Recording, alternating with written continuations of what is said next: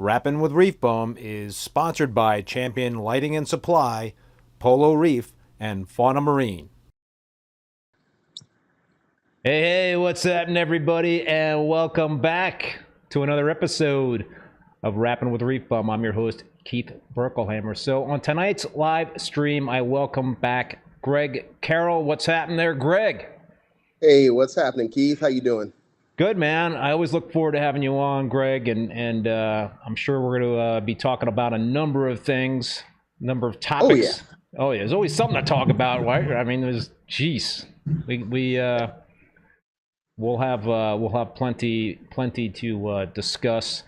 I see there's a bunch of people out there, and I keep forgetting to say this, but certainly drop your questions and comments in the chat, and we will do our best to pivot to anything that is a interesting and good topic. So just for those that don't know Greg, he is a very, very accomplished reef keeper. I don't know if I should keep saying this, man, but you won Tank of the Month honors at Reef Central. That is a pretty good honor, because back then that was like the Bible in terms of. That was what we all were striving for. Yeah. So, that was it. Yeah, that was it. Greg is also the president of the Southern California Marine Aquarium Society, is one of the founders of Reefapalooza, and we'll be talking about the upcoming show in New York this weekend. And looking forward to that. And he's been a speaker at some major reef keeping conferences.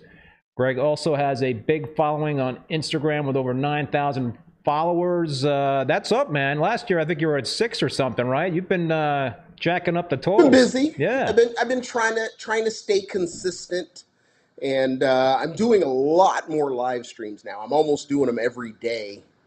I know. So, I try to check those out when I can. Yeah, it's definitely fun. I've been terrible on Instagram, man. I just have not been. I've been dropping the ball big time.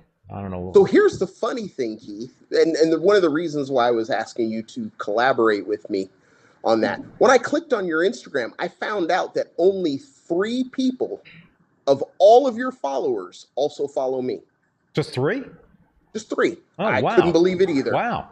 Yeah, I got like over 6,000, and you got over 9,000. Common audience, for only 3 to have in common, that was crazy. That is crazy. Interesting. All right. So, yeah. I'm gonna have to steal some of your people. Absolutely. And vice versa.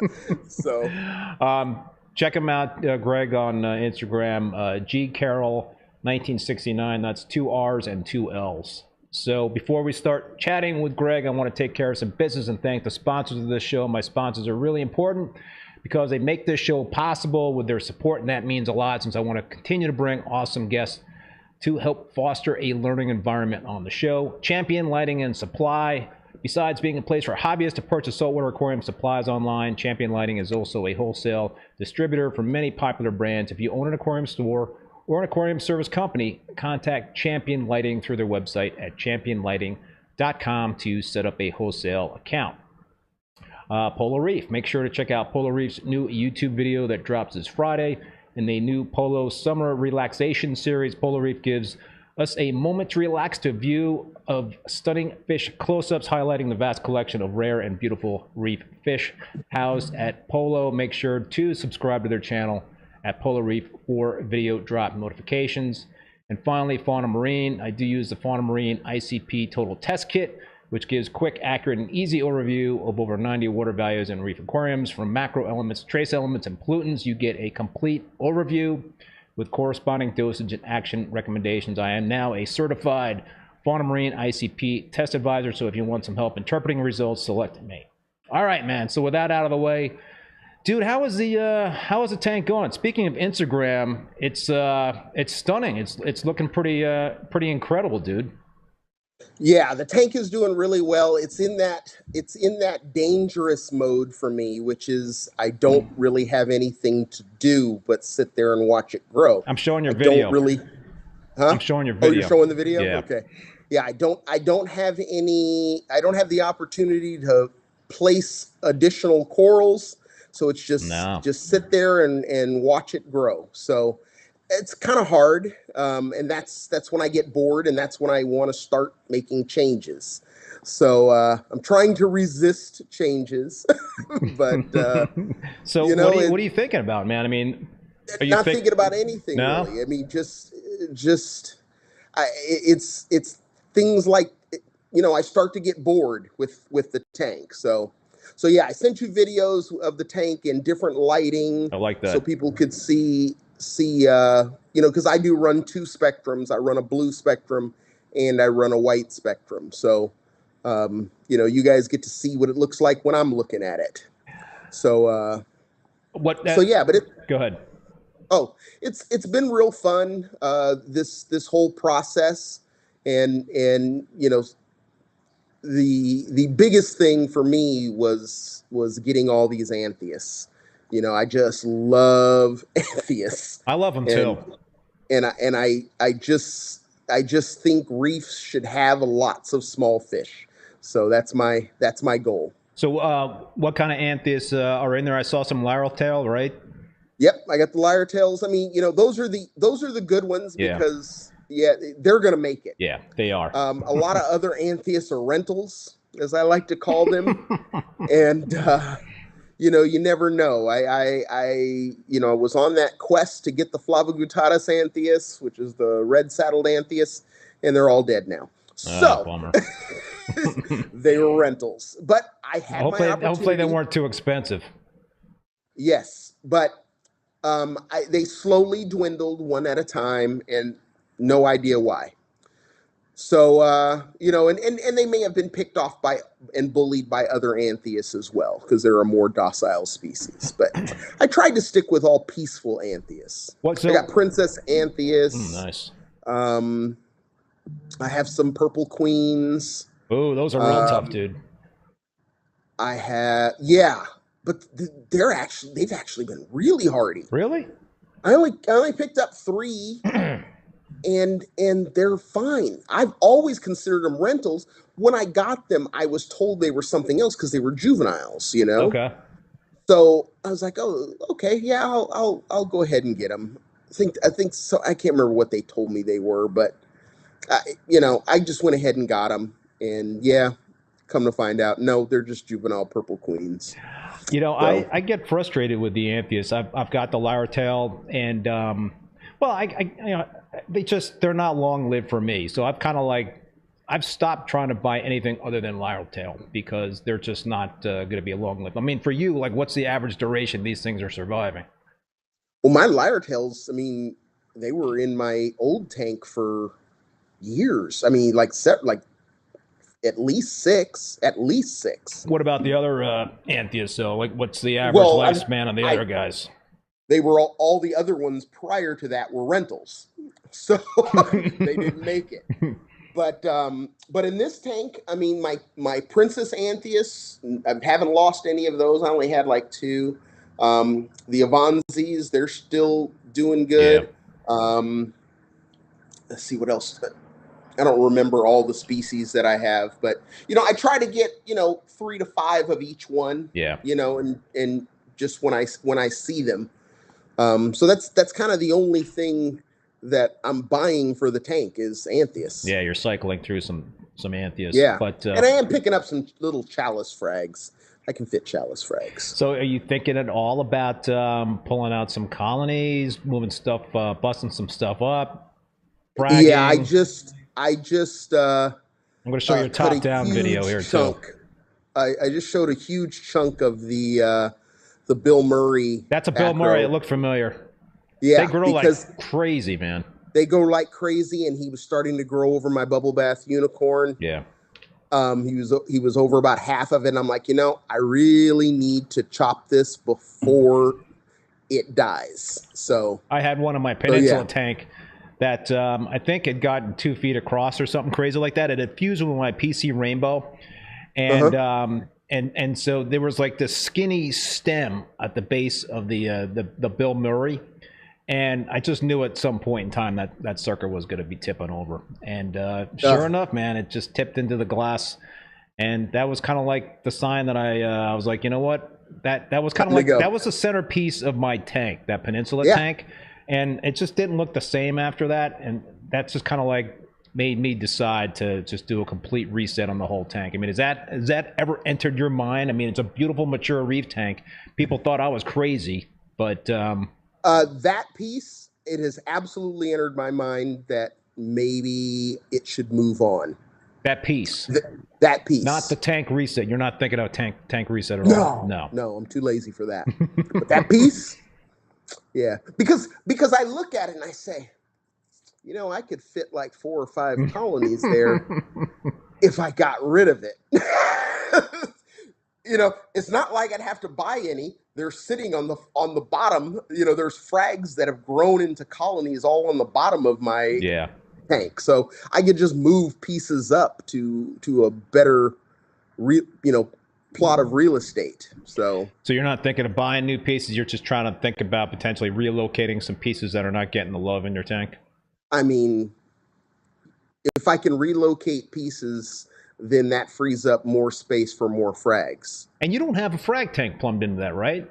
I do not. No, I do not. So what? Just don't really have the space for it. So what are you doing, man? You got so much coral in that tank. Are you fragging stuff, giving stuff away? You selling some stuff to help subsidize the hobby? Here in Southern California, we have these coral farmers markets and the OC coral shows. Pretty much once a month, there's something. And I've lately, this last 6 months or so, been going to a show every month. Taking frags with you. Taking frags with me. Taking a little frag tank? Yeah, it's 2 gallons. Nice. 2 gallons. That's a small little tank, man. Yeah, with an XR15 over it. Really? Oh yeah, it's fun. It's fun because it's a conversational piece. You know, it's like 12 inches by 7 inches by 7 inches. That is a small tank, but I'm assuming you're driving a short distance, so it's not a big deal. Yeah, I'm driving a short distance, and it instills a sense of urgency with people, because when they come and they see a piece that they're like, hey, I like that piece. Well, there's only one. Better get it.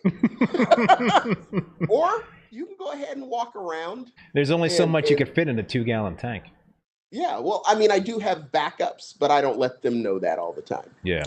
So play close to the vest. Yeah. Are there any corals out there that you have your eye on that you would like to bring in? I want a Acropora striata. An Acropora striata. I haven't heard of that. What is an Acropora striata? It's a smooth skin coral. Okay.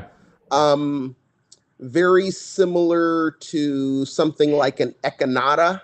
Okay. But it's red in color. And it's got other colors. It's got a lot of colors. Jake showed a picture of it. They come out of Indonesia. He showed a picture of it one day, and I was like, I got to have that coral. And I've been on the hunt and on the hunt and on the hunt, and they just don't come in. And maybe it's because maybe they're just not hardy at all, but I'd like to give it a try. Yeah. Are you still able to get into some coral wholesalers to kind of, I have one that I'm friends with, and then the other ones, when Worldwide Corals comes to town, sometimes I'll hang with them, but I can't really get anything from those. But I have plenty of friends that have access that can, they're kind of, I guess you could say, like jobbers. They're out there looking for pieces that I want, and if they come across it, they'll pick it up for me. But are you at all worried about bringing in, you talk about bringing in, fish and whatnot. Are you getting quarantine fish? Are you trying to, nip that in the bud a little bit and quarantine yourself, or no, you're just trying to go for reputable sellers? So I had when it comes to fish, I have this feeling, and Richard Ross, in a conversation with him, he kind of confirmed he felt kind of the same way. I feel that most of your issues with fish are stress related. Yeah. And I just feel that putting them in a small tank can induce more stress than necessary. Yep. And if the fish looks healthy, which luckily, you know, I don't have to order fish online. I can get them, you know, darn near a couple of days after they've come in. So they're more healthy. Being here in Southern California definitely has its privileges from that standpoint. Oh yeah. So I just try to pick healthy specimens and then give them the least stress possible. Yeah. And most of the fish that I lose, it's due to aggression. Other fish. Nothing more than that. So similar question in terms of the corals that you bring in. What's your what you're dipping? I'm dipping. That's really all I can do. I don't have the ability to put them somewhere else. My little nano doesn't I don't dose any calcium alkalinity to it. Yeah. So it's just water changes and SPS, you know, it's probably the alkalinity is probably too low and not stable enough. Yeah. So what I mean, so what is your protocol if you you know, bring in a maricultured colony or like an encrusted frag? What is kind of like your you know, regimen in terms of bringing that in? You're dipping it, but maricultured ones, I dip it. That's you know, and dip it and inspect it. Yep. To the best of my ability. Yeah. You know, that's you know, being an SPS keeper for nearly 25 years, you know, you get a better eye for what to look for. Oh yeah. When you're getting a coral. So, you know, but you know, there's a lot of people who can't, you know, who can't get themselves to do what you know, to do like me and just do that. They want to quarantine. More power to them. I don't have the space to do it, and I certainly don't have the patience to do it. If I could build a proper system for it, I probably would. But this isn't a big house, so you're making do. You know, it's true. I mean, you know what to kind of look for in terms of the eggs and all that stuff. It's you don't need a microscope to spot the eggs. I mean, that certainly makes the job easier, but like a little magnifying glass or even with like the naked eye, you know, at least well, you need good eyesight. Magnifying glass. You know, when I take my glasses off, I can see things that are about 12 inches away, and I can see them really good. So yeah, it's like a magnifying glass. Yeah. Clams. Have you've added some clams recently? Did I see that on Instagram? So I got one early on, a squamosa or a dorasa. No, dorasa. I got a dorasa. Clam Mania, the owner of Clam Mania, John Bowie, is a very good friend of mine, and he's also an SCMAS club member for decades. So, you know, he you know, he's like, oh, you need a clam. So he gives me a clam. You know, it was a little clam. It's freaking, now it's the big one. And then we were at the show just this last weekend. He's like, oh man, I got these Croceas that are just spectacular. You know, take a couple. So I took a couple. How are they doing? They're doing great. They're doing really, really, really good. Really? I mean, they just opened up like they were in heaven. I mean, there's plenty of alkalinity in there in the tank, and yeah, they're doing great. I haven't tried a clam like in forever. I just you know, years and years ago, I had no problems keeping clams, but then I don't know, the last 10 years, I never had any luck being able to keep clams. So I don't know. So I had a good talk with. You know, the good thing about going to Reefapalooza is the conversations that you can have with people. And had breakfast with John of Clam Mania and also with Julian Sprung. And he was praising John for bringing in such small clams. He says, you're more likely, if you can get a clam that's under 2 inches, you're more likely to keep it than getting one above 2 inches. See, my assumption was the opposite. I know. I always thought the opposite also. You know, that, oh, well, you know, now I need to feed it Fido and da-da-da-da-da. But it apparently, if you just give them enough light, they're fine. Now, I mean, mine are at the bottom of the tank, Yeah. but at the bottom of my tank, the par is 350. Yeah, well, that's plenty of light. So it's plenty of light for them. You know, it's just, did they address any of the issues that have been happening? I know I've had Julian on the show, and I think we did talk about that in terms of what... Yeah, he says, I guess they have a disease that just, when they get introduced into an aquarium, they die. They just die. Yeah. And he's like, but the smaller ones don't have it yet. It's like something that they develop later. I don't know exactly what it is, but that's what he said. So all the clams I've gotten from John were about that 2-inch length. But when he gets the clams, they're only like ½ inch. That's crazy. And he's got them in my buddy Steve Garrett's system, and they grow under natural sunlight for a while until they get big enough to sell. Man, I just used to love keeping clams. I had these awesome teardrop clams that I picked up from Reefer Madness. Yep. Back in the day. Yep. Blue teardrop. And he is, I asked about those just that last show a couple weekends ago, and he said he has some coming. I think I saw Pacific East Aquaculture had one for a hot minute.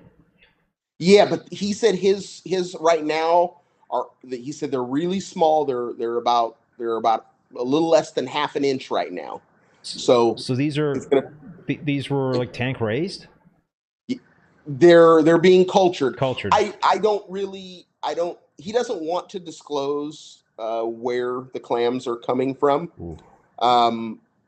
Because he talked about it before, and now everybody's getting them from there. So he's playing it really close to the vest, and he's a friend of mine. I respect him, so I don't even inquire. I love the blue teardrop clams. Yeah, I think they're the most stunning of all the clams I've ever seen. I mean, except for maybe like a blue squammy. That is he's got blue squammies. He's got some pink ones that are just amazing. Really? I don't know. I had never seen any like that. But yeah, they get this bright pink color. Now you're getting me all worked up about clams there, Greg. I know. I wonder what the price tag would be on one of those blue teardrops. Well, he hasn't told me. But I used to always think... You could whisper it to me if you want. They used to say teardrop maximas, but he said they're not maximas. They're their own species. Oh, really?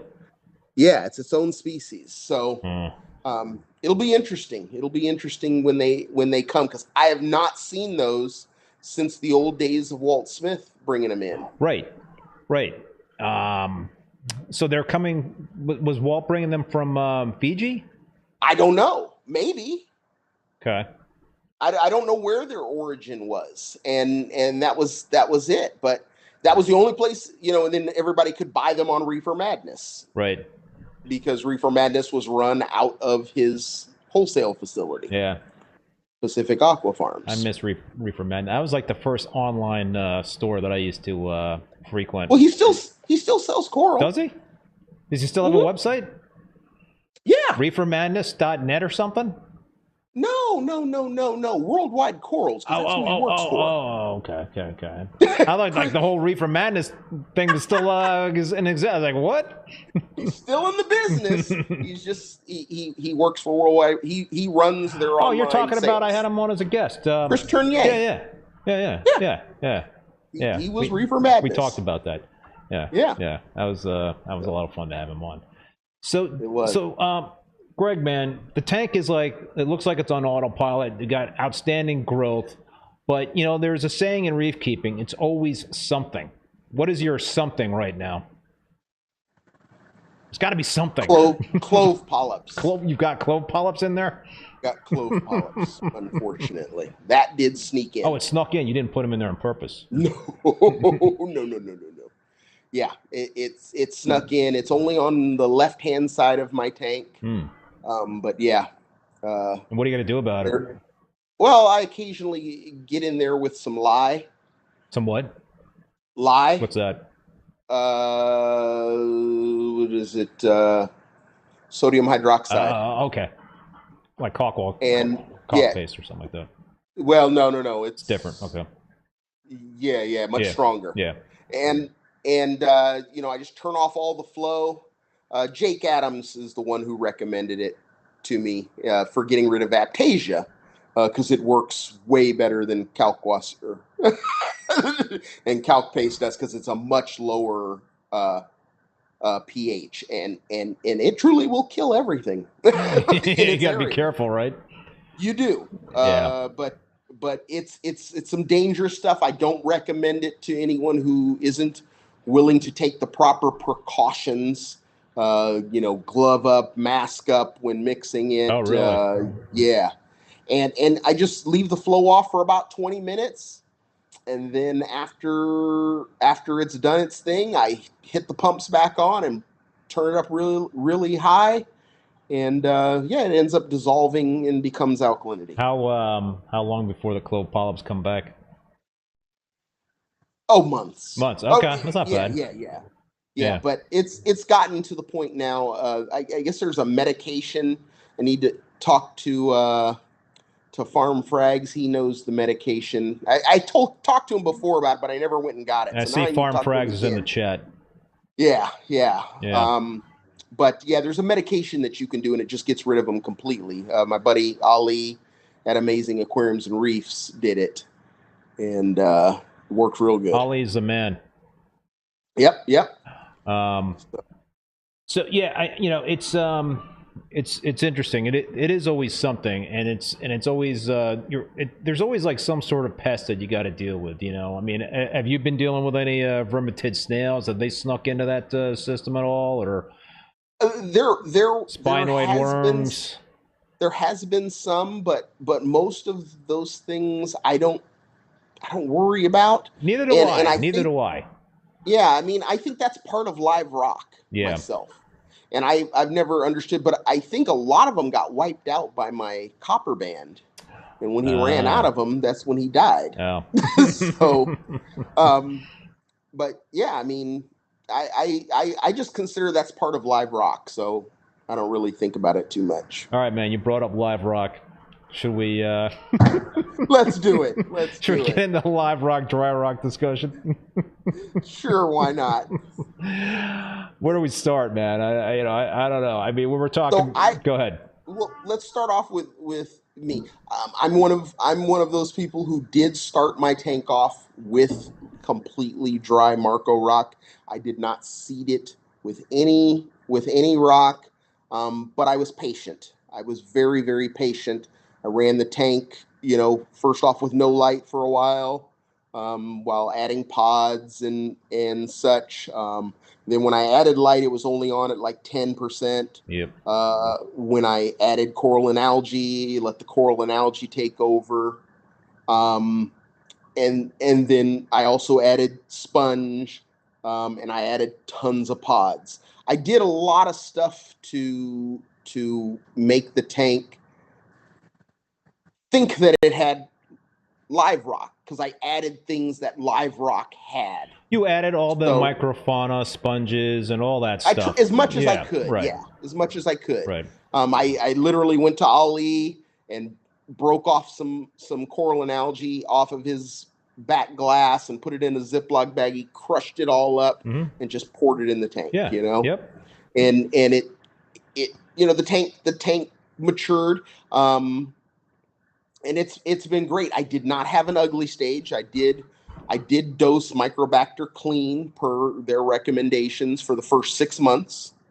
Then I switched over to Microbacter 7, and now I don't really dose any bacteria unless I have a nutrient issue. Is that you're using bottle bacteria to help? And if you have any nitrates or phosphates, you need to get lower. That's the only time I use it, which is very rare now. Because I never really have much of a nitrate issue. I have a phosphate issue occasionally, but now because with that many fish, I do feed 8 times a day. So Andy Bauman says dry rock reefing is seriously masochistic. But that's the thing. I'm very patient. I was never in a hurry with this tank. I mean, geez, the tank sat dry for years, so I couldn't really. Right, you were very, very patient.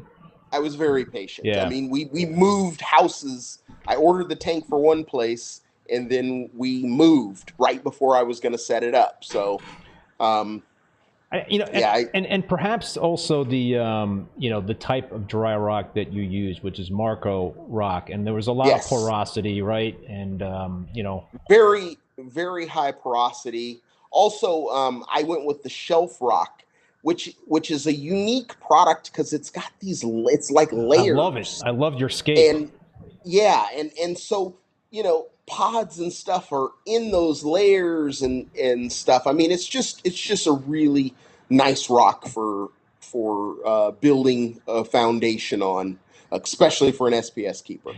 Yeah, before the show, I was complaining to you about my my latest dry rock failed experiment, and don't want to knock a company and all that sort of thing, and perhaps it's just my own bad experience. Although I've heard some other stories as well. But it's so Carib Sea Life Rock. I had it in my 187-gallon display tank for a couple years. Just always had algae issues, cyano bubble algae. It's just, no matter what I was doing to that tank to try to manage the nutrients or to manage trace elements in terms of the, certain, keeping certain things in balance, could not really tackle that problem in that tank. So speaking of porosity, there was just no porosity in the Carib Sea Life Rock. And I know that because I drilled the rock to stick frags in it, and it was solid like cement. So I have been going through the same thing with my daughter's tank, and we use the Carib Sea rock. And I use the most heavy-duty coral cutters I could find, and I had a hell of a time busting that rock to cut a little piece off so that it could sit a little further back in the aquarium. And yeah, you're right. There's no, it's concrete. It's concrete. There's no little nooks and crannies in it when you break it open. It's concrete. I mean, Ari says, go ahead, Greg. I don't think I would ever use a fake rock again. Yeah. I'll use dry rock, but I won't use fake rock. Yeah. Ari says, I had issues the first year with Carib Sea, but nothing since. And the reason why I got the Carib Sea Life Rock is I saw it in somebody else's tank, and they had all these arches, and it was an amazing aquascape. Yeah, that's exactly where I got it too. It was amazing looking. So, and I don't think that person had issues in that tank. But, perhaps I got a bad batch or something. It was sitting in a local fish store. I just think it may not be as forgiving. Right. I will say my kid's tank is abused. It doesn't have a skimmer on it, which every tank I've ever owned always had a skimmer. It's just basically a tank with a pump that circulates it. It's an all-in-one fluval, and so I don't know. It isn't as easy. It hasn't been as easy as other tanks that I've set up with real rock. So, given the choice, if you had more options these days for live rock and you had to start a new tank, would you start it the same way that you started your current tank, or would you use live rock if you could find some good quality live rock to start it? I think either is an option. If I like what the way the rock looks, I could do either. I really like my shelf rock. The Marco shelf rock. I love it. Yeah. And I mean, I literally for a year and a half, after it had first come out, I tell them that's the rock I want. That's what I want in my next tank. So I knew that that's what I wanted. I'm not a big fan of branch rock, but there's a lot of people that are. Yeah. I think if Marshall Island started doing rock again, I really like sweet Marshall stuff. Island rock. I really like Marshall nice. Island rock. I think I had some of that stuff years ago. The funny thing is Ali still uses Marshall Island rock. Really?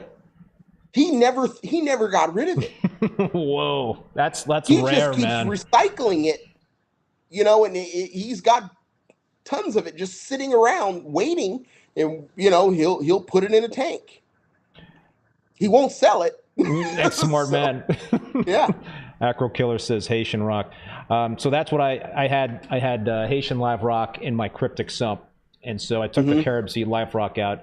I swapped the two. I put the Haitian live rock from my cryptic sump into my display tank. I turned my lights down to like 30% because I know there's going to be an ugly phase. And that rock hasn't seen the light of day in 2 years at least.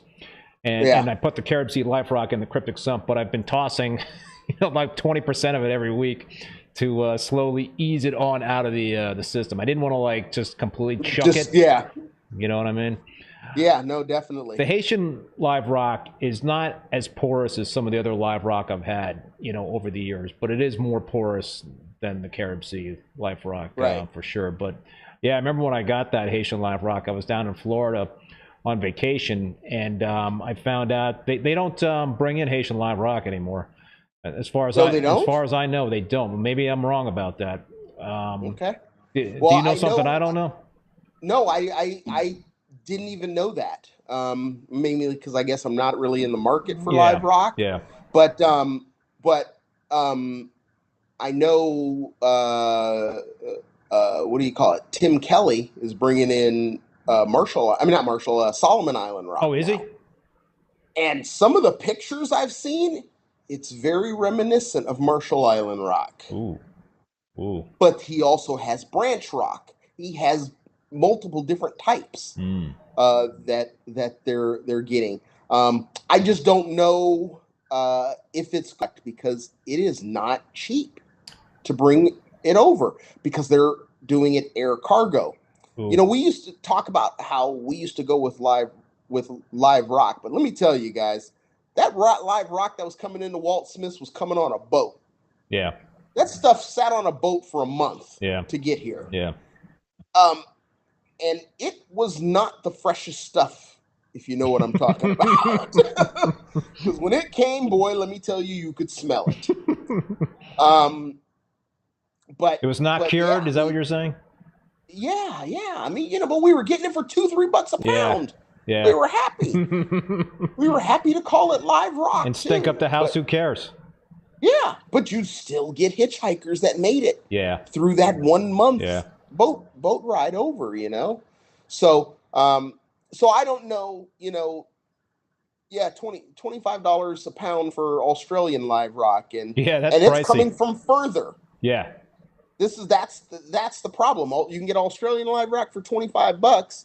Well, this stuff has to fly first from the Solomon Islands to Australia, and then it comes over. So they have an extra added fee on it, but it's some beautiful looking stuff. I will say that. You've seen it firsthand? I've seen pictures. I have not seen it in person yet. Yeah. I've seen pictures. So yeah. Acro Killer, the only Haitian rock you see now is all from the stores in Florida that they had. Okay, so maybe it's the stuff they had brought in and they kept. That was like, I was like a kid in a candy store, man. That was like 10 years ago or something like that. I walk into I think it was, I want to say Sea and Reef or something near Orlando, and they just gotten in like hundreds of pounds of like Haitian live rock, and I cherry picked, like I was the first one there to cherry pick that stuff, and I was like, oh. And I took back 125 pounds, and I almost didn't get it back home because I took it. They packed it like in 3 big boxes, and I took a cab right from their local fish store, right from the store to the airport, and tried to check the boxes with the SkyCap, and they wouldn't let me check it. They said that all right, in those boxes, the way it's configured in terms of the dimensions of the boxes and the weight, it's going to cost me like $600 and something to get it back to Vermont on the plane. I was like, you're kidding me. So I was like, I can't leave the rock at the airport. And so he's like, all right, let me find some other boxes, get into the smaller boxes, and blah blah blah. So it ended up costing me like $250 or something like that. So I had to pay it, but you weren't gonna just leave it. No, but I was able to get it back. It was in their tank water or whatever, sitting there. It was really fresh, and it was only like in transit for like 13 hours. So I got it back, and it was kind of like ready to rock and roll. The best stuff that I had in a long time was the KP Aquatics live rock, which you know, they have down in the Keys. So that's from the Keys, and they ship that stuff to me. And I know people ask me about it, and if you go to the KP Aquatics website, I think their premium live rock always seems to be out of sale, but apparently it does go on sale rarely, but when it does, it gets snapped up really quickly. But they ship that stuff to me in water. So it wasn't like shipped in newspaper. It was shipped in water. And it came with big serpent starfish. It came with some pistol shrimp. It came with a couple of mantis shrimp. I mean, there was like everything. I was waiting on you to stop, because I'm like, that is what scares me, is getting like a mantis shrimp or an octopus or something like that. You just never know with live rock when you can get something like that. I know I had one of those uniswarms. Oh, whoa. In my Marshall Island rock, you know, and didn't know it. I just knew that for some reason I couldn't keep Recordia. I kept buying Recordia, and then they just like disappear. And I kept buying it. It kept disappearing.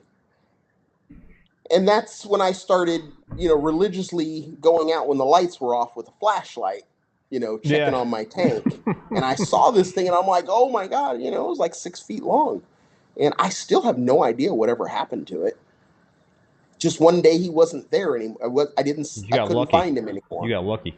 Yeah, I think he may have gone maybe down into the plumbing, and I don't know. One thing that I did, which is what KP Aquatics recommended, and Devil Dog Reefing, that's Tampa Bay Live Rock, not KP. They're two separate companies. I think you're talking about Tampa Bay Live Rock, but there is also KP Aquatics. You know, if that's what you're not sure about. High salinity dip is what they recommended for the fresh rock when I received it. Basically, I think you do a high salinity dip for two different like high salinity dips at a specific gravity of like 1.035 or something, whatever it is, and that will flush out any.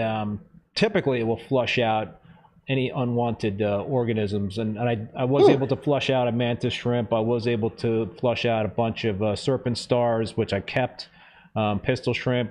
All the stuff that I didn't want, I gave to my local fish store, so I didn't, destroy that stuff. But that's a way to do it. But one mantis shrimp did make it into the display tank with the rock, but luckily it was before I put any frags in, and luckily it was in a rock at the top of the reef structure, so I was easily able to take it out and flush it out.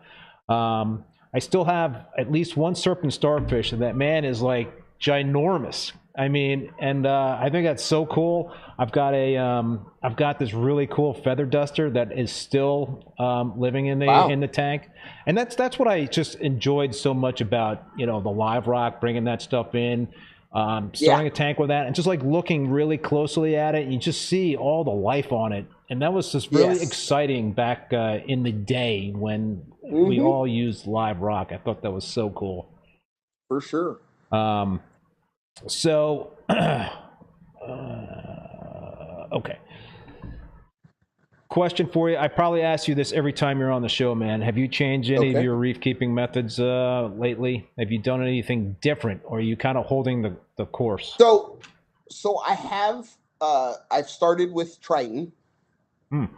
So I've always done the ICPs, but I probably was doing them quarterly, maybe every 3 months. I'd send in an ICP, and it was more to see if there was like a massive problem, and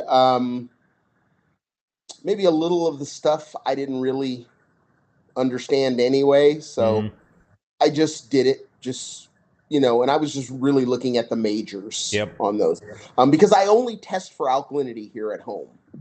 No nitrate, no phosphate, no mag, calcium. No. But I get it. I get the phosphate level. You know, when I do a ICP test, it tells me what the phosphate level is. How often are you doing the ICPs? So now I'm doing them once a month. Okay. And I'm also using the elements to make the corrections. Gotcha. I have not gotten myself to do the weekly or daily supplements of the products to keep the elements there. I have not become that disciplined yet, but every month I will do the recommended dosing to get it back. Okay, so you're not using a doser over you know, daily or whatnot. No.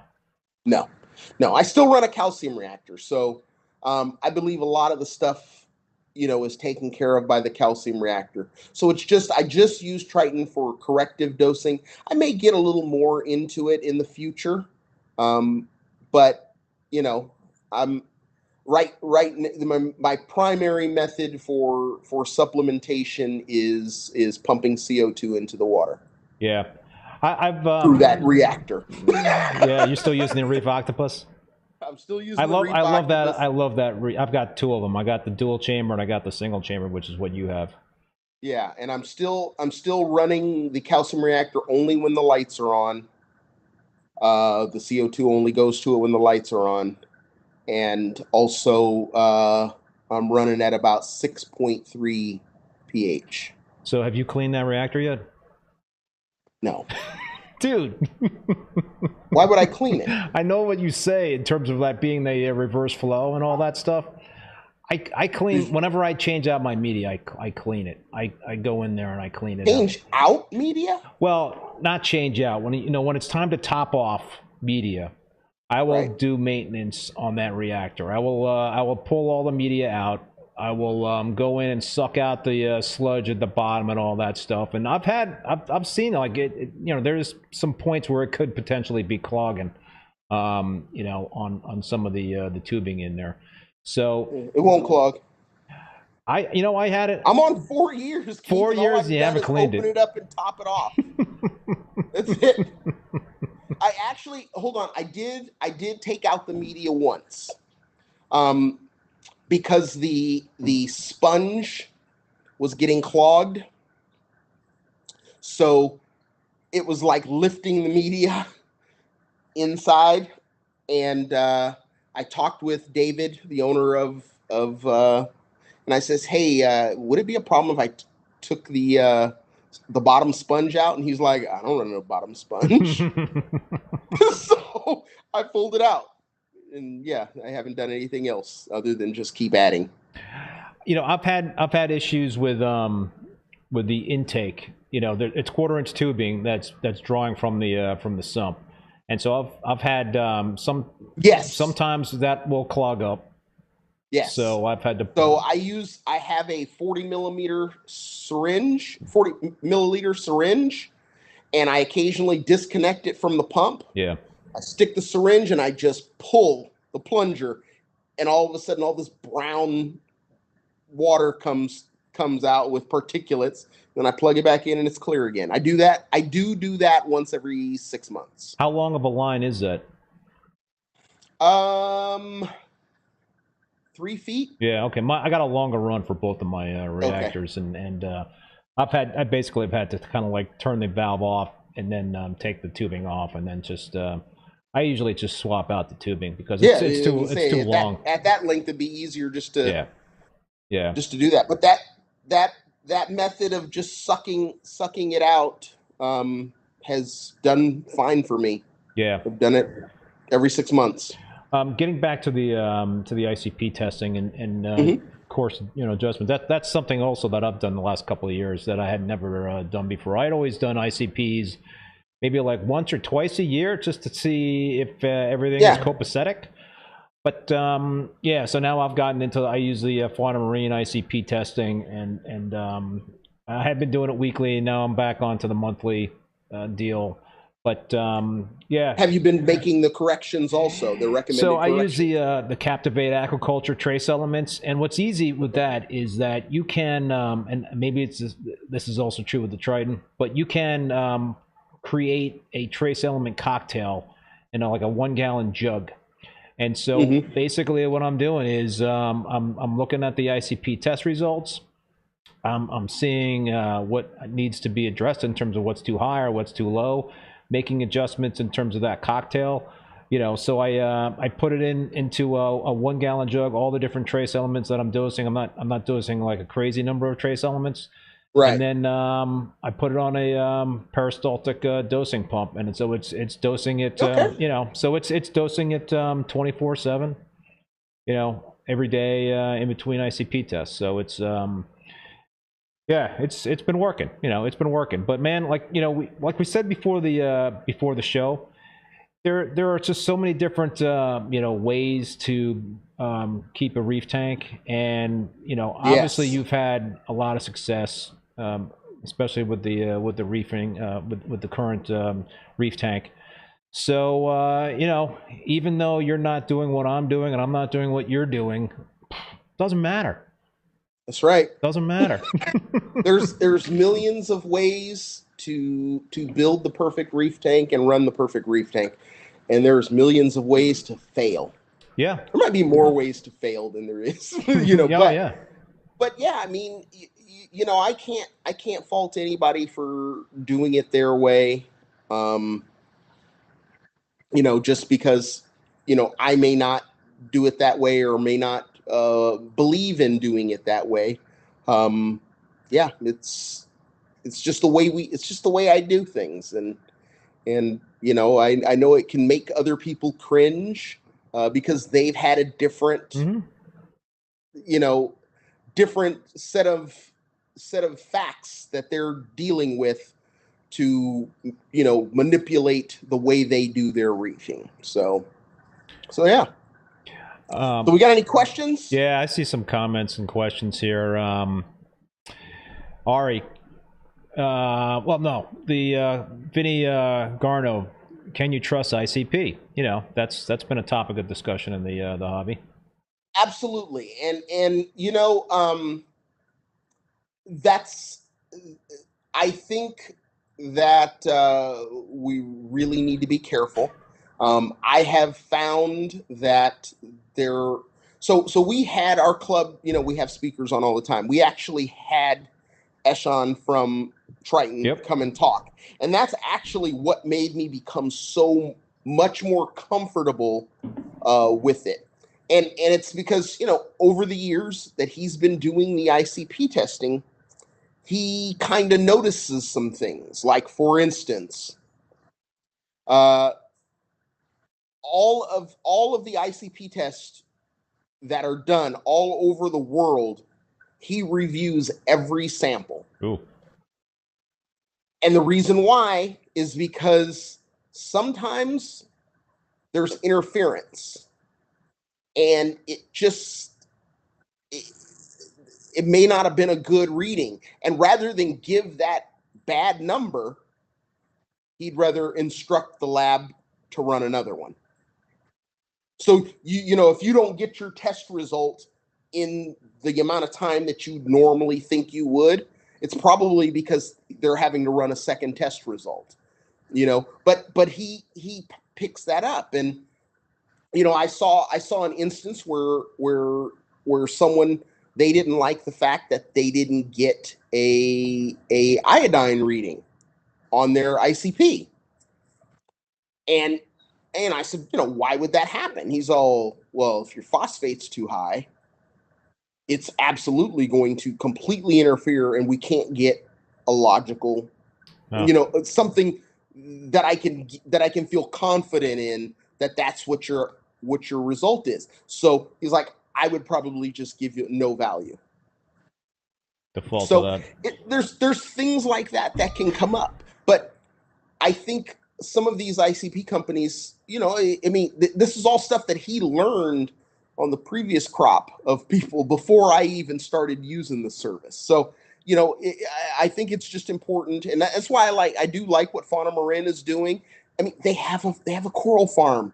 They use it on their own farm. They've experimented on themselves for years before they actually started to do it for clients.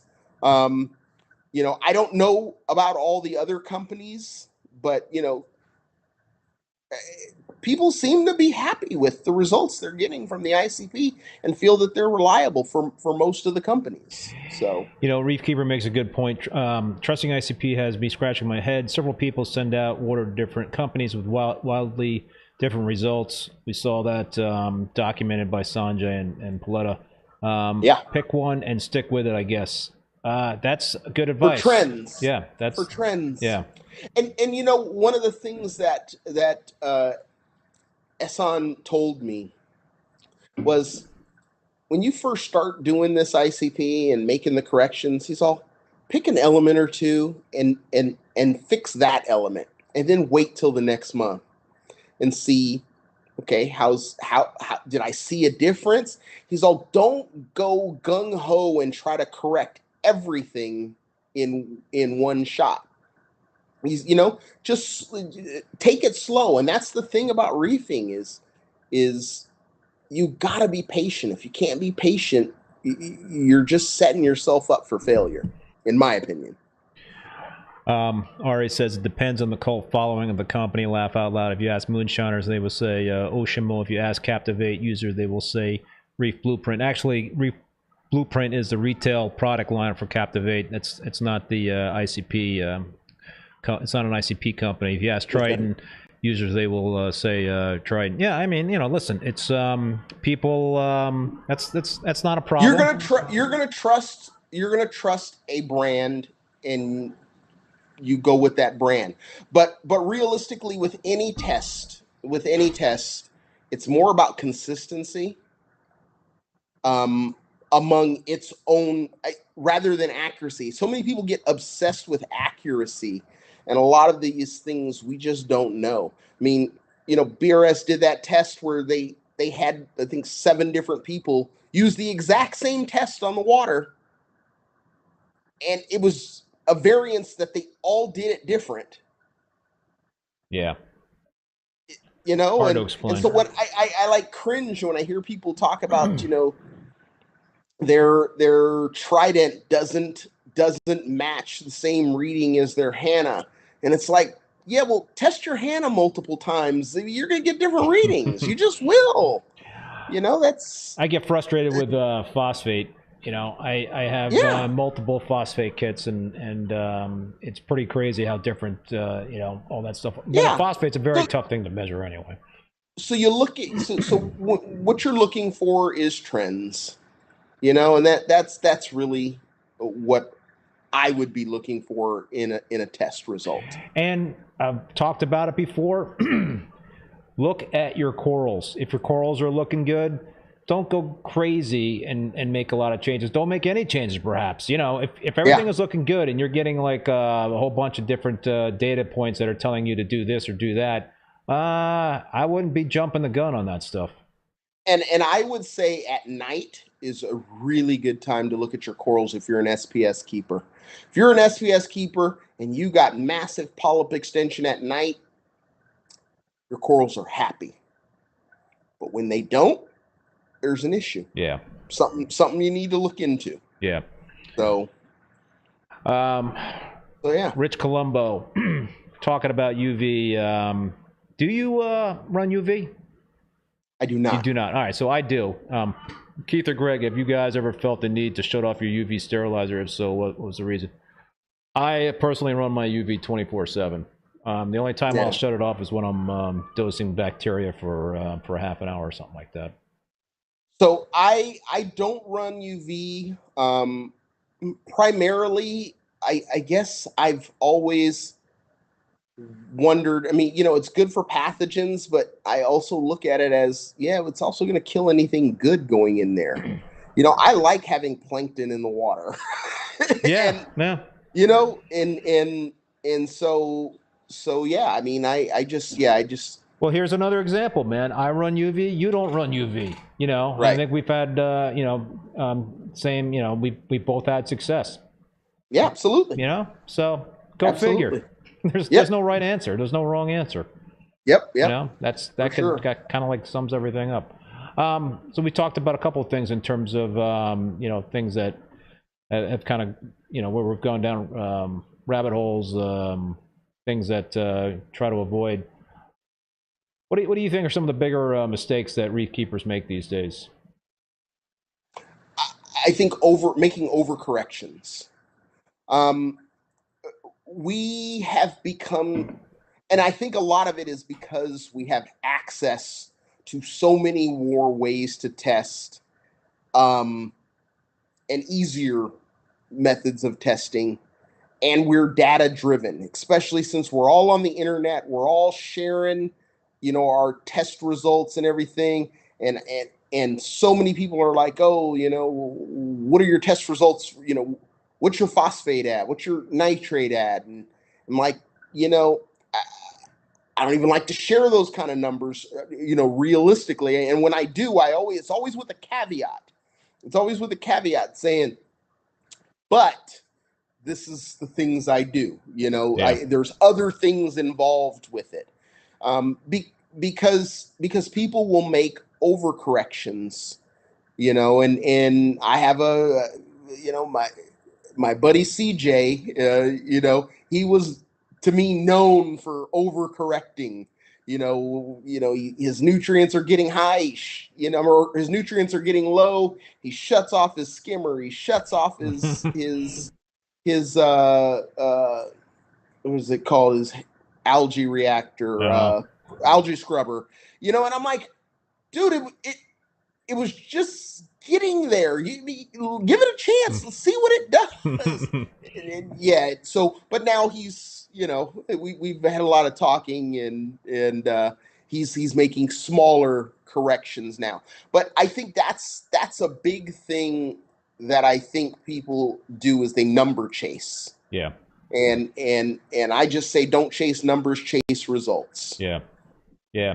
It can be easy to overreact. You know, when you see something going wrong with the tank, you got an algae issue or something like that. You want to just fix it. You want to get rid of that problem. And so you know, maybe you'll do 3 or 4 things to try to address that problem. But that can be an issue because let's say you fix the problem, but you change 3 or 4 things. It's kind of tough to kind of figure out what that thing was that made the problem go away.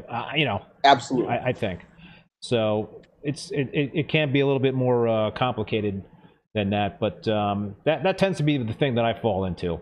Is I like to try to throw multiple things at the problem, at the issue, where really you should be doing one thing at a time and just kind of hanging loose for a few weeks and seeing what happens.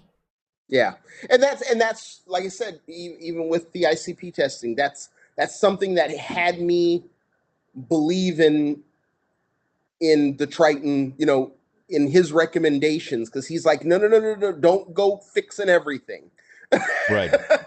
Right. He's like, you know, here, just do iodine and fluoride, and I think it was vanadium. He's like, deal with those, and then let's see what it is next month. Right.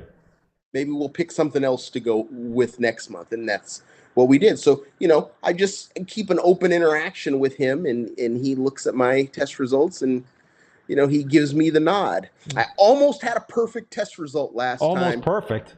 But as far as everything being in the green, it wasn't like perfect, but everything was in the green, you know, and except for phosphate and phosphorus, because my GFO finally exhausted. Oh, you're using GFO.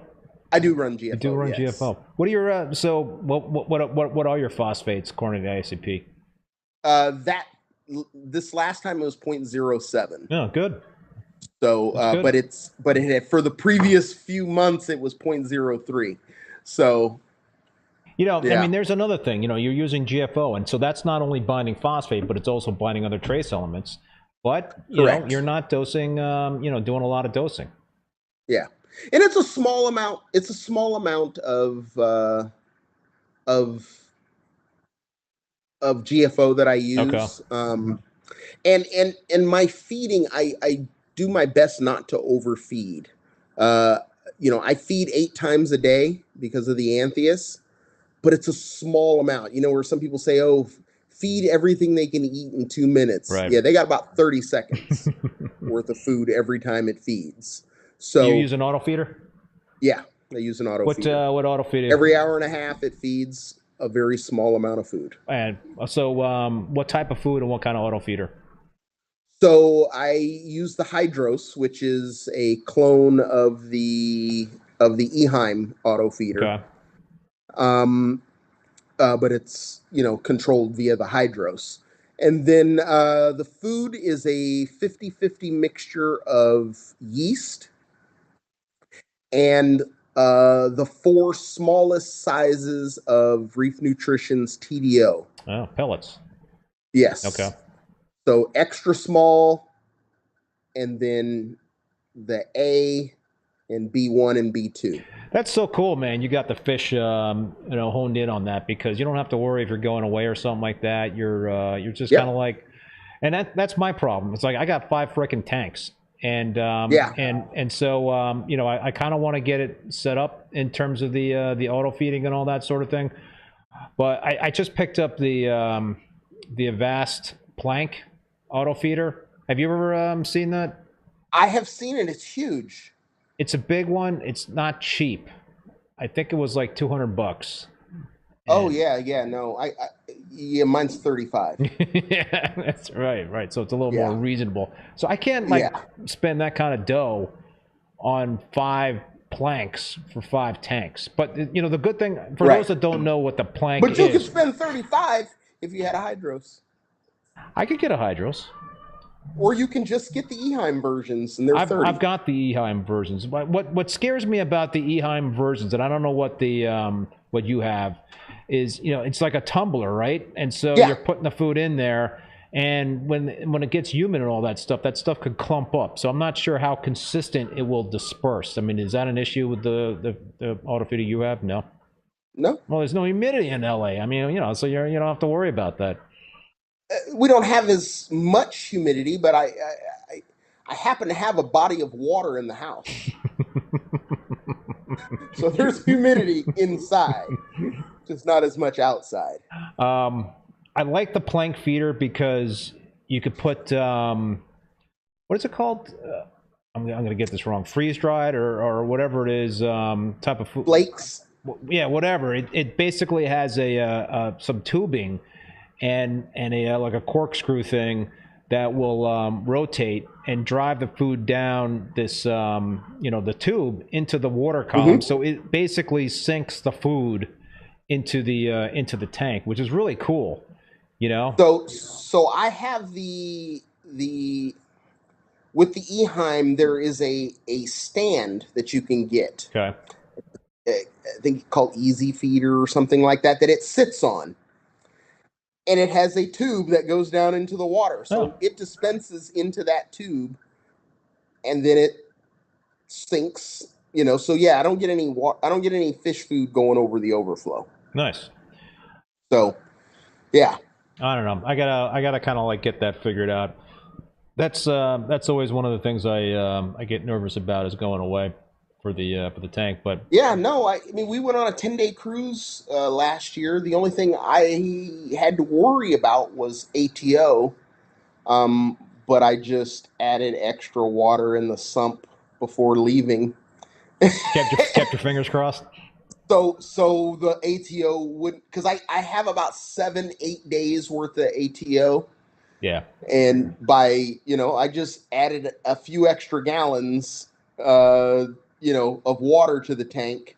That way it didn't actually have to pump any water in for the first 3 or 4 days. Do you have anybody come in to check out the tank during that? I did not. Oh, really? On that time. Mm-mm. Does that make you nervous? Does that make you nervous? Hell no. Do you have any? You got a camera on the tank? No, I didn't, but I will this time. Oh, good. Next time I go on vacation, I will. I'm getting but it's kind of like, because I do enjoy setting up a tank, if it crashes, I want to find out when I come home, Yeah. not while I'm on vacation. Yeah, you ruin your vacation. I want to find out when I come home. So yeah, my wife's like, you're not going to have anybody check on it. I'm like, oh, you know, Reefing with O, he monitors my controller. Oh, good. He sees there is someone who will come and check on it. So you don't monitor your stuff from when you're on vacation. You just nope. Really? Wow. I don't want to worry.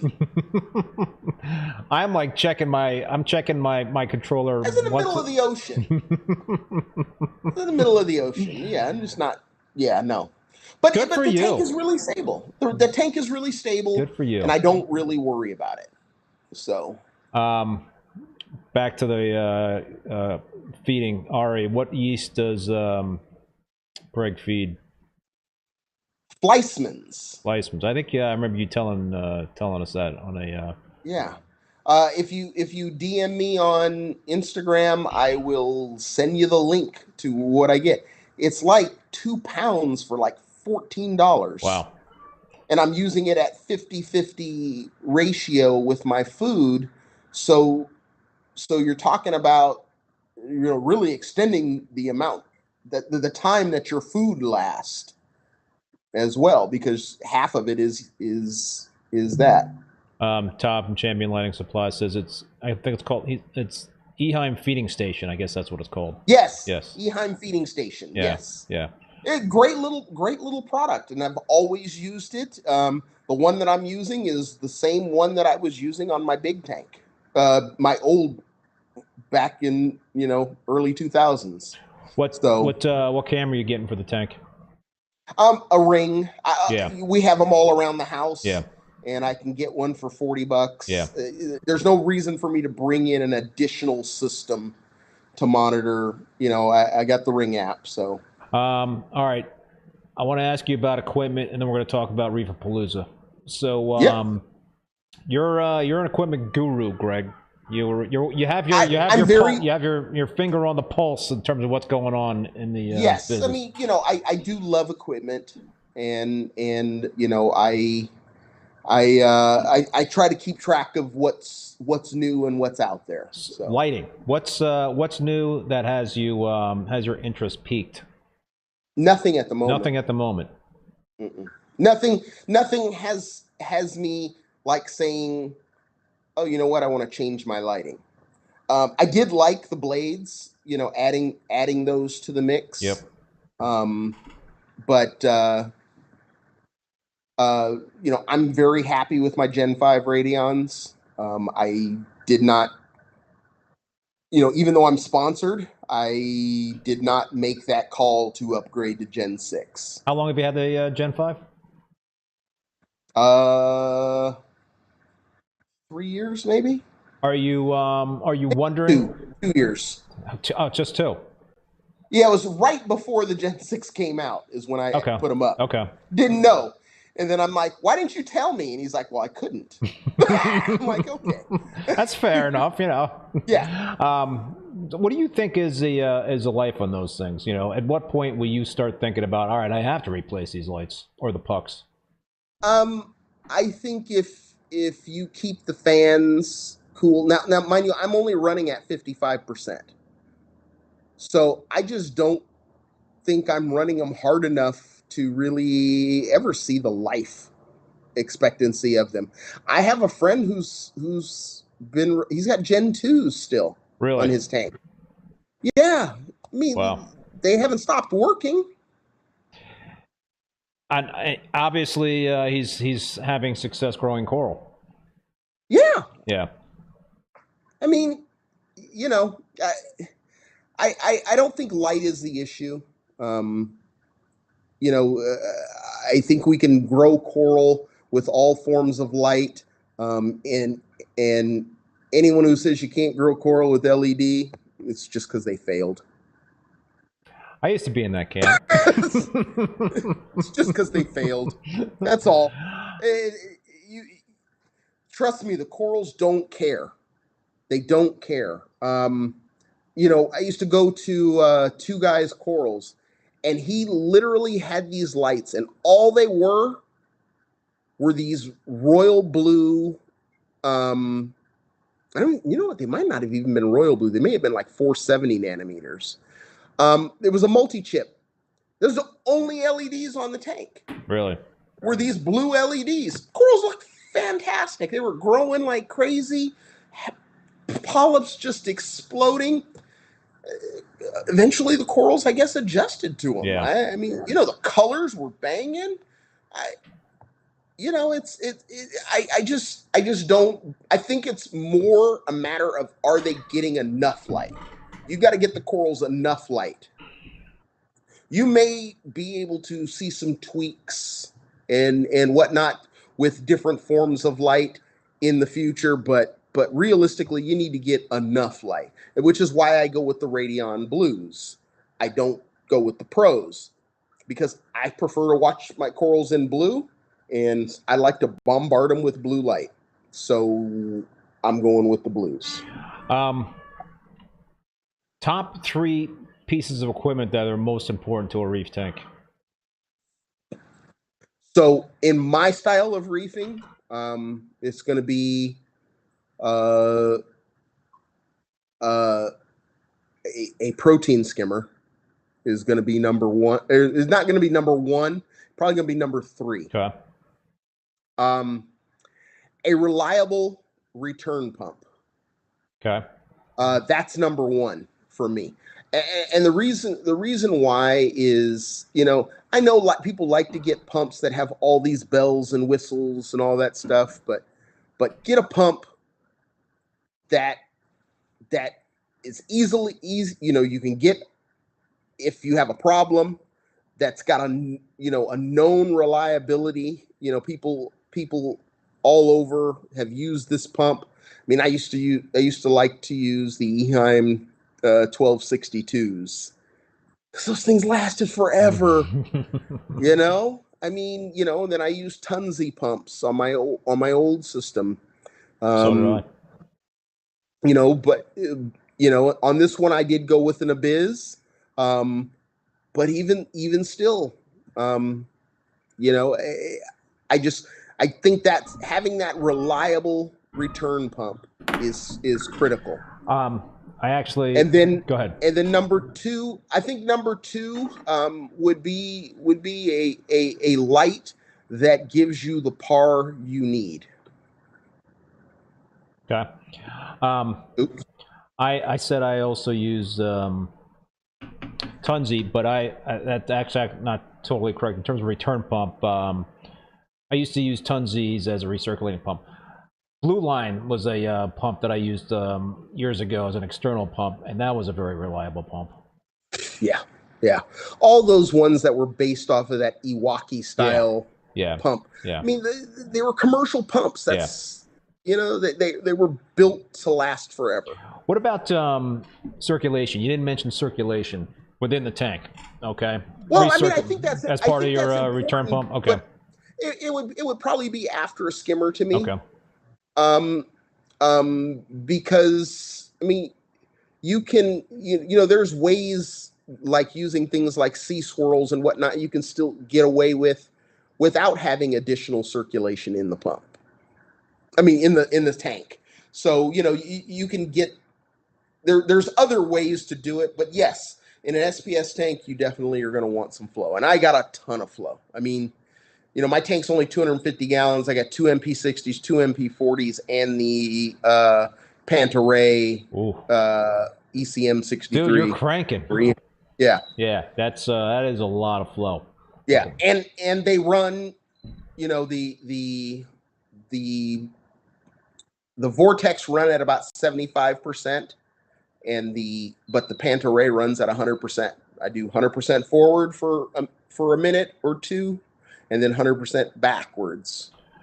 So I use MP40s and MP60s on my Peninsula tank. I've got 4 MP40s and 2 MP60s in that tank. In my 187 gallon display, I've got 4 MP40s, and I just added a Jabo pump, which is cranking out over 5,000 gallons per hour. Yep. So it's that's the key, man, is flow. And you've got bare bottom, right? Yes. Yeah. Yes, I am bare bottom. Yeah, same with me. I got to ask you, Hydros Maven, initial thoughts? I like the idea Okay. of these multi-testers. Yep. My initial thoughts on the Maven, and this is what I do like. I mean, I am running Hydros, but it's the smallest by far of all the multi-testers. It's not even close in size comparative. Is that a bad thing? No. I like things being smaller. Yeah. I mean, I have an Alcatronic. It's big. And the Maven is maybe a third the size of the Alcatronic. Half. We'll say I'll give it a solid half the size, but it could be as small as a third the size. So I like it, but I will say this: you're looking at a product that tests alkalinity, which I already have an alkalinity tester. And there's realistically, if you're using a KH Director, a KH Guardian, Alcatronic, any of these acid-based, that's the cheapest, absolutely cheapest way you can check, alkalinity. It's cents, it's pennies per test. I don't think that a product like this replaces that. I'm checking my alkalinity every 4 hours. It's great. But this is a product that's, you're probably going to use, maybe test once a day. Do I care about calcium once a day? Nope. Do I care about magnesium once a day? Nope. Do I care about phosphate once a day? Look, I check it every month. Do I care about nitrate once a day? No. I don't even check nitrate.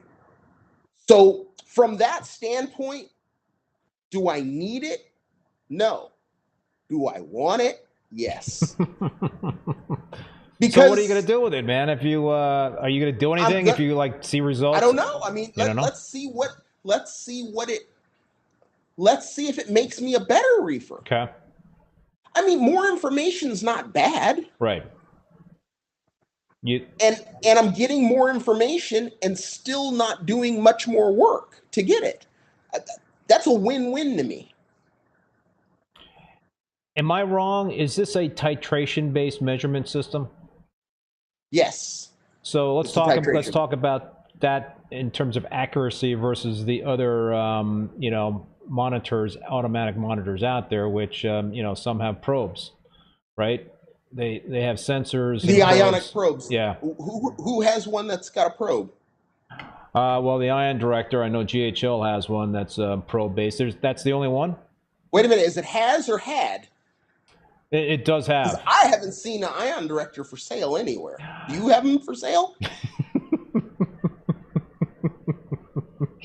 Gotcha. Hey, you got me, man. You got me. No. They're out there. They're trickling in. There's some out there. Yeah. There are some out there, but I heard that they had issues. And don't get me wrong, the other company that was doing it, Zepta, they had issues with those probes. And let me tell you, if those probes worked, man, it's a hard one to beat. It's a hard one to beat. But it's going to always come down to what's the maintenance cost. That also matters. And so I'm hoping that GHL can get those probes down in price and lengthen how long they're good for. Because that was the only thing I heard, was that they weren't quite lasting very long all the time. It's been something they've been working on in terms of trying to solve some of those issues. So time will tell. But I love the idea of the GHL. I know, I saw them doing it, and before them, I saw Zepta doing it. And but Zepta never. I've never heard of those guys. Never came out with it. Zepta. So I mean, you're good with the guys at GHL. Zepta is a company in Spain. Okay. And they came to Reefapalooza and I watched the Zepta guys basically give the GHL guys a rundown on the product, and next thing I know, there's an ion director. That's the beauty of going to these shows, I guess. You know, so I mean, because the reality is, anything that you just don't, I mean, all you would have to do is replace the probe every, whatever the increment is. Yeah. Man, that's a dream. Yeah. That's a dream. No, none of all these bottles of reagents. Well, what was the other company that fell flat in their face? Mindstream? Oh, man. That was like the dream. Would have come out. Yeah. I wish it would have come out, man. Yeah. I have talked to several companies. I'm like, have you reached out to them? And they're like, they're not responding. They're in my state of Vermont here. It worked. I don't know about that, man. My buddy Steve Garrett had it. Did he? And it was working for him? They were ready to go to production, but they couldn't get enough orders to make it viable, make the company viable. I thought they had issues in terms of the accuracy of that thing. I thought there was issues in terms of it, you know, kind of spazzing out. I thought there was some stuff going on that was just not. Steve Garrett never. He said the last version that he had. He said he had no issues. He was really, really happy, and the discs were lasting a lot longer than they said they would last. Oh, yeah. You know, some of the elements, I mean, lasted a good 6 months after the company stopped producing, you know, the discs. So. It would have been cool. I really wish that technology. That was going to be a subscription based model. What are your thoughts on paying a subscription for that sort of testing? You know what? It was going to be $30 a month. It's not cheap, dude. I mean, that's what the Trident is. Oh, is it? That's what it costs for a Trident in terms of reagents and stuff like that. I think it's $60 for a 2-month supply of reagents. So $30 a month. Yeah. So, yeah. Yeah. All right. You mentioned Reefapalooza. So let's talk about the upcoming show in New York, man. What's going on? What can people expect this weekend in Reefapalooza in New York, New Jersey? Well, I mean, these last couple of years, the Reefapalooza shows have grown tremendously in support. One of the things, you know, and it was sad. I mean, just this year, you know, Masna announced just this week that they're not going to be doing MACNA. But a lot of those manufacturers started doing Reefapalooza in that time, and they seem to like what we're offering. And you know, we're predominantly a reef only show, and that's what we focus on. That's what we know. That's what we focus on. And so, you know, some few things we've changed from years past. You know, used to be kids were 5 and under didn't pay. Now it's 12 and under don't pay. You know, because I being a dad, you know, I'm like, yeah, no one's going to leave their 6-7-year-old home, and they're not going to pay for, you know, the entrance fee for the kid if the kid, knowing that the kid's going to cry the whole time that he's there, doesn't want to be there. Yeah. You know, and they may not feel like spending the money for a babysitter either. So, you know, doing it 12 and under, they get in free.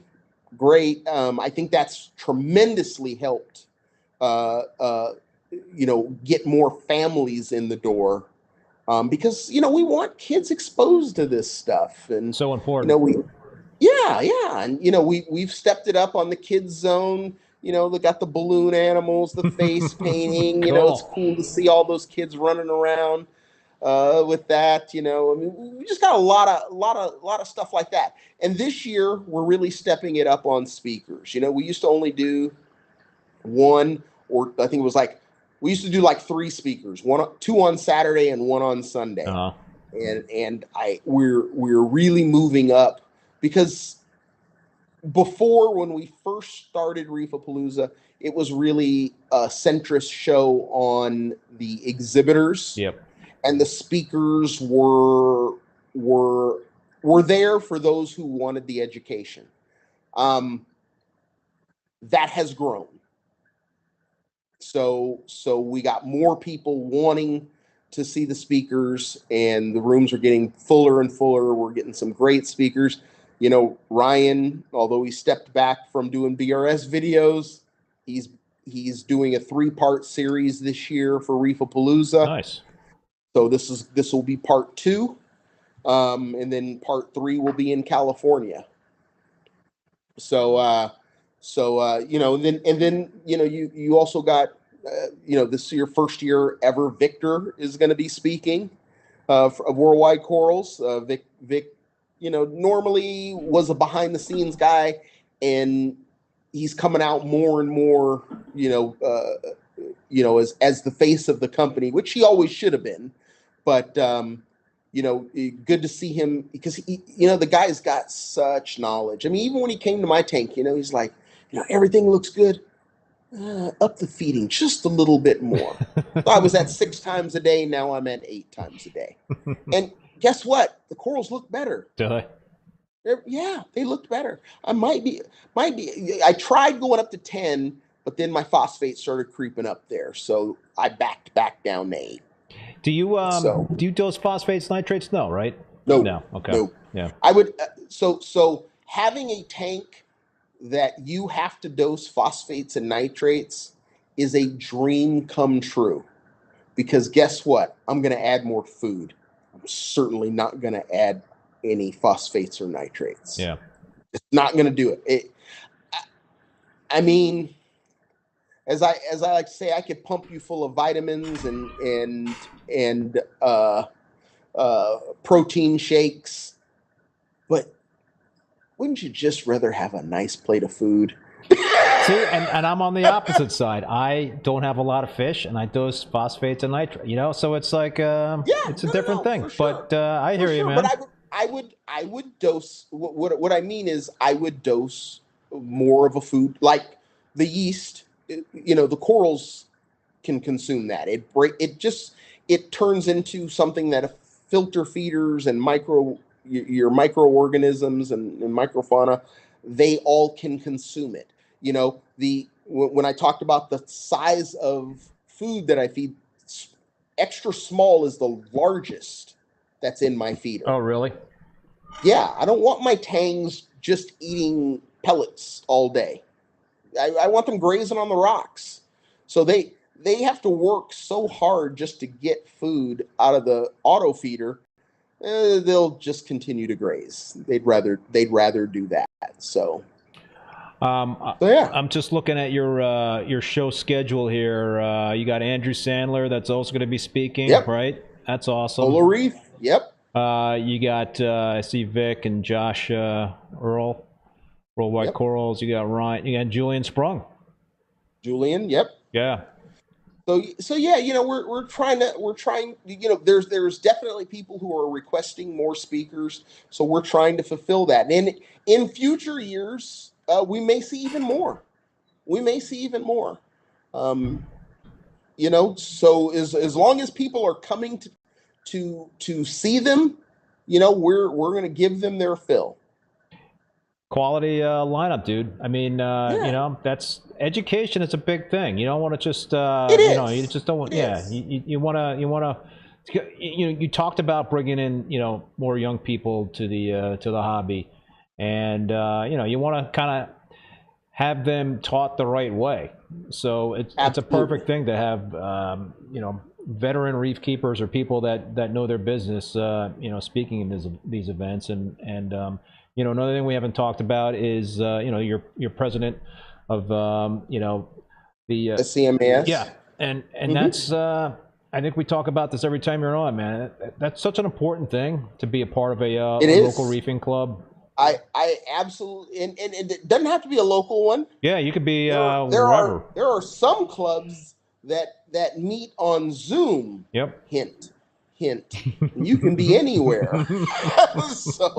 so yeah, SCMAS. We've been, since COVID, we've been meeting on Zoom, and we've now have nearly half our paid members live outside the state of California. And typically the fees to be a part of these reefing clubs are like nothing, Yeah, $30. $30 a year. Calendar year. A year, yeah. So anybody out there that's not part of some reefing club, don't lean on the excuse that there's no reefing club in my area or near my area.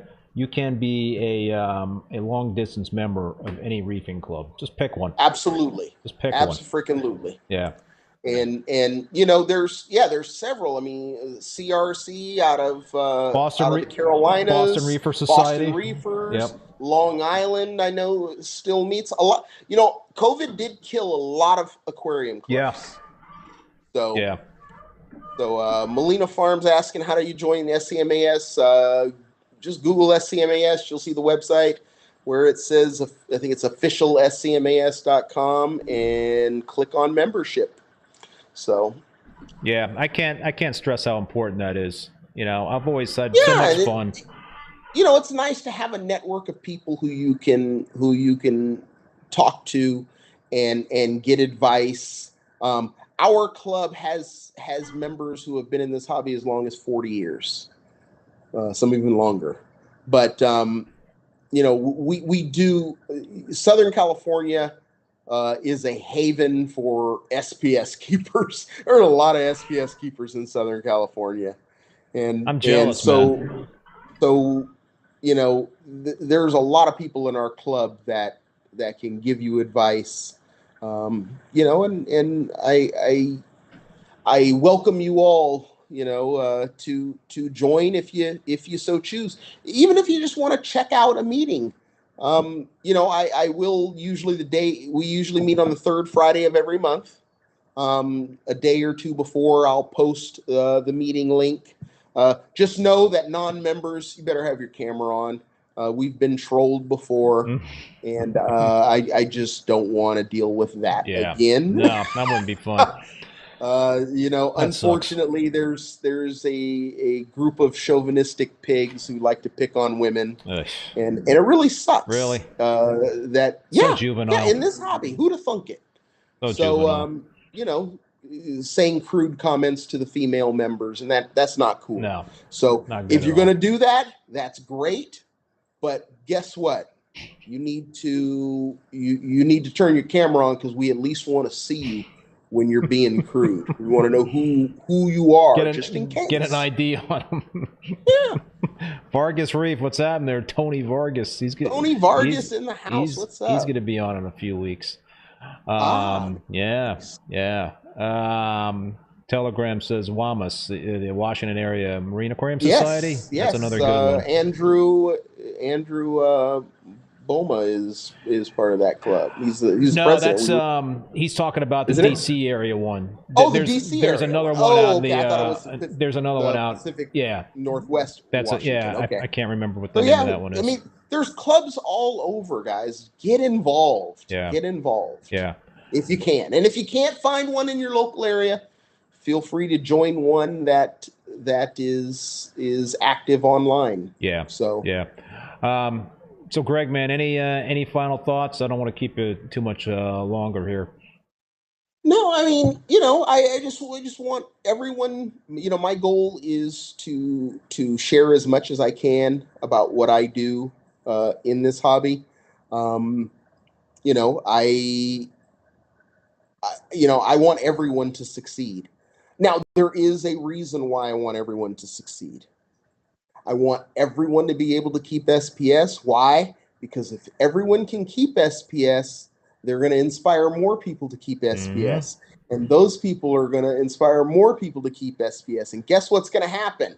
We're going to get more SPS into the stores. It's just going to happen. And I need that to happen, because it's hard to find good SPS. I don't like waiting years for a particular coral to come in.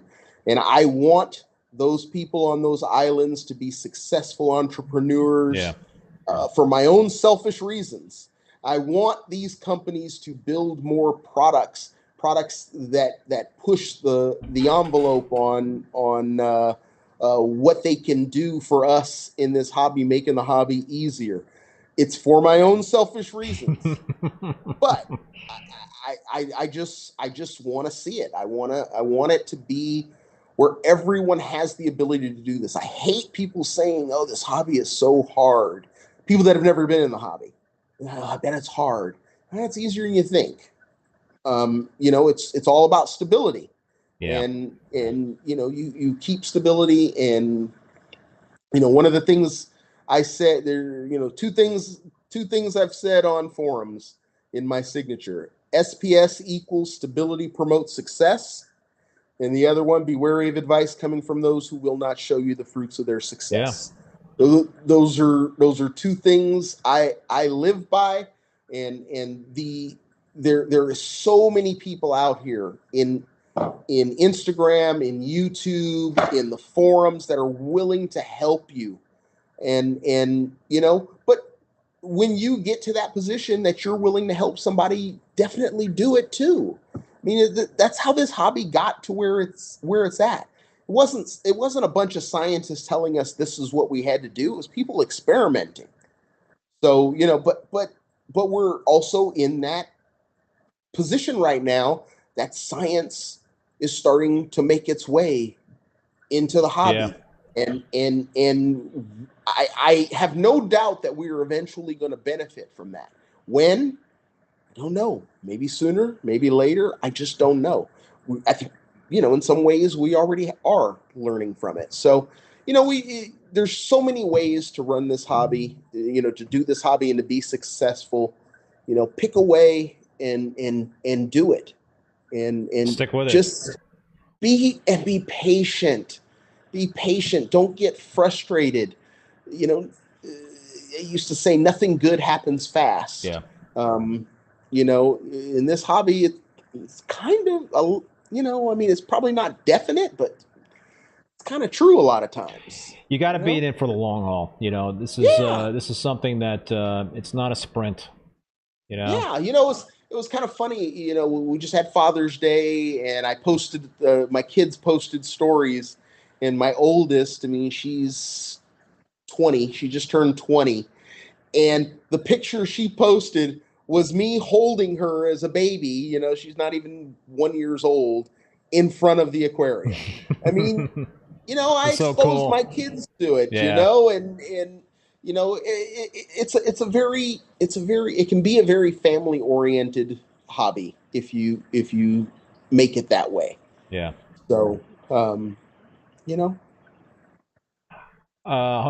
man. I agree 100% with everything you're saying.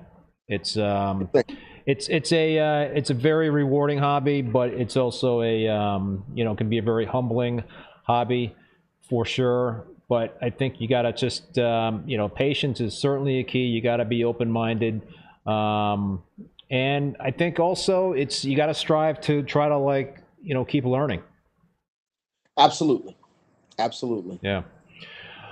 Greg, man, it is always a pleasure to have you on to talk reef, man. I always enjoy these little live streams with you, man. So again, thank you so much for taking time out tonight to share your knowledge with us all. All right, Keith. Thank you for having me on. We'll see you next June. Yeah. Check out Greg on Instagram at gcarroll1969, 2 R's, 2 L's. And to buy tickets and get more info about Reefapalooza, visit reefapaloozashow.net, correct? Yes. Yes. And, and if you come to a Reefapalooza, definitely stop in, introduce yourself. Very approachable. Don't ever think that I'm too busy. You may don't get me in the middle of the raffle. No raffle. Don't get me in the middle of the raffle. But other than that, yeah, man, just I love meeting people. So, we have a lot of fun at Reefapaloozas. And if it's your thing to come to these shows, definitely stop in. I'm at every Reefapalooza, so I've only missed 2 in my entire life. Wow. So, and there's been a lot. There's been a lot. I don't even know how many we've had now with all the different locations. Track. We're coming back to Texas next year. So how many Reefapaloozas next year? So there'll be 4 next year. Oh, wow. So wow. we made the adjustment to get out of football season. Okay. So it's hard. You know, we went from Chicago, which is also a football town. Yep. But also a hockey town. Mm-hmm. And a basketball town. Baseball. All of that. Yeah. You know, and they're just, you know, we were there twice, and both times it was Chicago versus the Packers weekend. So we moved to Dallas, and sure enough, we, you know, and it stands to reason, because it's like, why were those dates open? Oh, because the Texas State Fair, Texas versus Oklahoma, and the Dallas Cowboys are playing all the same weekend, you know? So yeah, we're out of football season now. Smart move. Yeah. But, you know, we're even so, last year, or the last time we were in Dallas, it was a good show. We did pretty well. So looking forward to the next time we go. Alyssa, thank you so much for that super chat. Really appreciate that. Thanks everybody for tuning in, and Greg, man, thanks again. Really appreciate you. No problem. And Alyssa, all the way from Idaho. She's an SCMAS member. Ah, cool. There you go. An out-of-stater. Yeah. Yep. Thanks again to Greg. Also want to thank the sponsors one more time, Champion Lighting and Supply. Besides being a place for hobbyists to purchase saltwater aquarium supplies online, Champion Lighting is also a wholesale distributor for many popular brands. If you own an aquarium store or an aquarium service company, contact Champion Lighting through their website at championlighting.com to set up a wholesale account. Polo Reef. Make sure to check out Polo Reef's new YouTube video that drops this Friday in the new Polo Summer Relaxation Series. Polo Reef gives us a moment to relax to review of the stunning fish close-ups, highlighting the vast collection of rare and beautiful reef fish housed at Polo. Make sure to subscribe to their YouTube channel at Polo Reef for video drop notifications. Finally, Fauna Marin. I do use the Fauna Marin ICP, Reef ICP Total Test Kit, which gives a quick, accurate, and easy overview of over 90 water values in reef aquariums, from macro elements to trace elements and pollutants. You get a complete overview with corresponding dosage and action recommendations. I am now a certified Fauna Marin ICP test advisor, so if you want help interpreting results, then select myself. All right, so with all that out of the way, big thank you. Go ahead. One more thing, Keith. One more thing. 2 more things. Number one, I see people talking about asking people to send them Venmo. My Venmo is G Carroll 1969, 2 R's, 2 L's, GCARROLL 1969. If you want to Venmo me money, feel free. Anyway. What is going on? I've never seen that before. I don't People know, are but Venmoing. everybody's asking Alyssa to send money. So, you know, send me $20. All right. Hey, you want to send me some? Send it. That's my Venmo. Fair enough. And then the other thing is you know, if you guys love talking reef, you know, most Monday through Fridays in the morning, 7 a.m. my time, or in between 7 a.m. and 7:30, I do a little live stream on Instagram. Love for you guys to join. It's an interactive thing. When we decide to go off script, we do invite anyone to just speak up and direct which way the show goes. So we will, you know, I'd love to have you guys. It's fun. And sometimes we're not even talking reef, but you know, we just have fun. And we just have and Greg's fun. typically in his car in the parking garage at work. In the parking lot, yeah. Well, right now we're displaced, so I'm in a parking lot. Yes, usually in the parking garage. and as, you know, Reefkeeper saying Cash App. Hey, I got Cash App too. Same handle. G Carroll 1969. So, all right, Keith. That was it. I also want to thank Paul, who's the moderator as well as the president of the Boston Reefer Society. Please join and support your local reefing clubs. They are so important to the hobby. Also want to let you know that all episodes of Rappin With ReefBum are available as podcasts on Spotify, Apple Podcasts, Google Podcasts, Stitcher, and Amazon. My next Rappin With ReefBum live stream will be, I've got the wrong thing written down here. So I got to go into my calendar. It's going to be next Tuesday, June 25th with Ty from Black Label Aquatics. I've had Ty on before, so that should be another great show. Check out the... He's been posting some good stuff on Instagram too. I've seen it. He used to be nice Farmer Ty online there, and so now they're Black Label Aquatics. So if you want to check out the full upcoming schedule of guests, visit reefbum.com under the YouTube section. Until next time, be safe and be well.